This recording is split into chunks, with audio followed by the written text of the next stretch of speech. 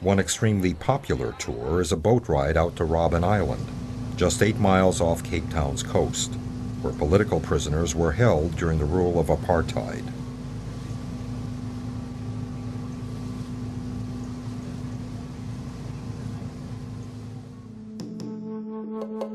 The first political prisoners arrived on Robben Island in 1961. The 1950s had been a decade of violence in South Africa.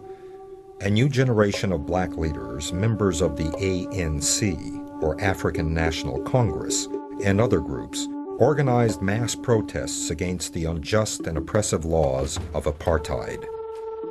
Then in 1960, police shot into crowds of people protesting the pass system at Sharpeville near Johannesburg and in the township of Langa in Cape Town, killing more than 70 people.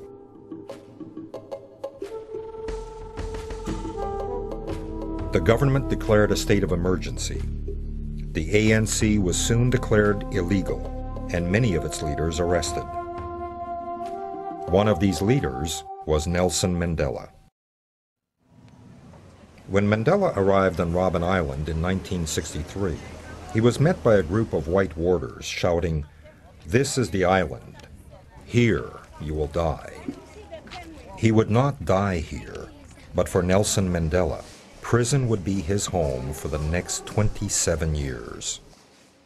At his trial, he had stated, "During my lifetime, I have dedicated myself to this struggle of the African people.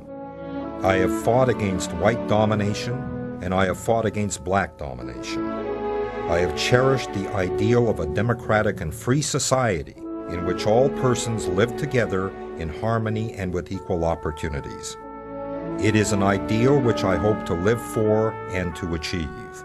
But if needs be, it is an ideal for which I am prepared to die." Each day in prison is an eternity.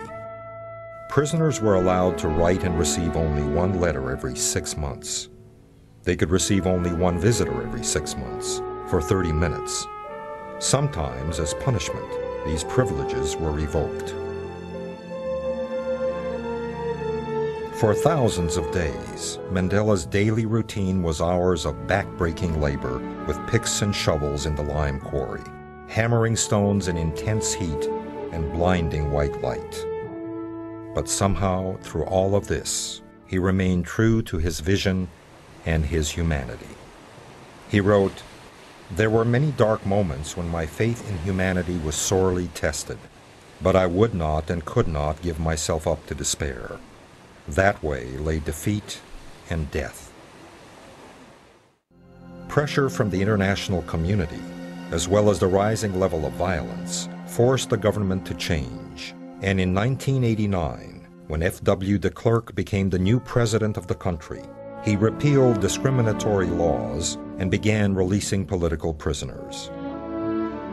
On February 11, 1990, 27 years after he was first jailed, Nelson Mandela was released from prison.